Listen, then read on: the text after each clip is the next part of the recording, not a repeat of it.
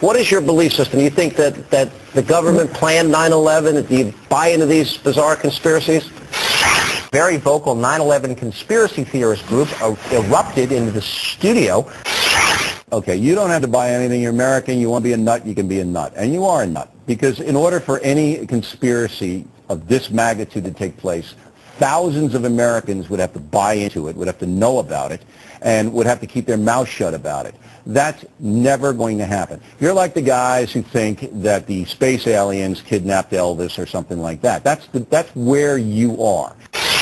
That was University of Wisconsin professor Kevin Barrett, who has recently drawn criticism for plans to teach an Islamic studies course next fall that will incorporate conspiracy theories that the U.S. government was involved in the events of September 11th. I should say that, I'm pretty isolated on this in the West. I mean, a large part of the left completely disagrees on this and has all kind of elaborate conspiracy theories and about how it happened and why it happened and so on. But I think it just, first of all, I think it's completely wrong, but also I think it's diverting people away from serious issues. I mean, it just doesn't make it, even if we're true, which is extremely unlikely, who cares? It doesn't have any significance. Well, I think it's self-evident when you have the likes of Bill O'Reilly and Sean Hannity sharing the same nomenclature with Noam Chomsky. You have a very interesting type of put-down phrase being deployed, one that bears further looking into. Of course, everyone who's ever tried to raise any of the issues frequently dealt with by the Corbett Report in their daily conversations has probably seen the following scene unfold. Friend 1. Hey, did you hear that the man who funded the 9/11 hijackers was actually meeting with the heads of the House and Senate Intelligence Committees on the morning of 9/11? Friend 2. Oh, that's just conspiracy theory. Friend 1. No, it's right here. I have the Washington Times article. I have the Wall Street Journal article. It's right in these articles. You can read it for yourself. Friend 2. Why would I waste my time? That's just conspiracy theory. Friend 1.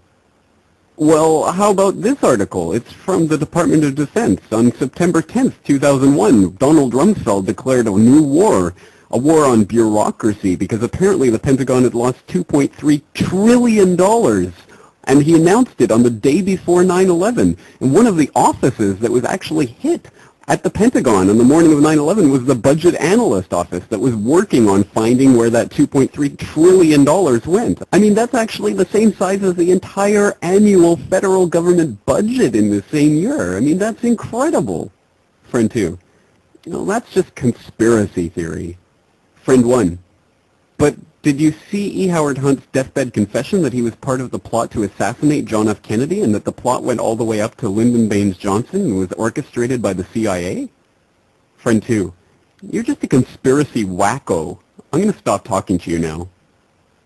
It's self-evident that this phrase is designed to simply stop conversation from proceeding into areas that the person who's listening finds uncomfortable.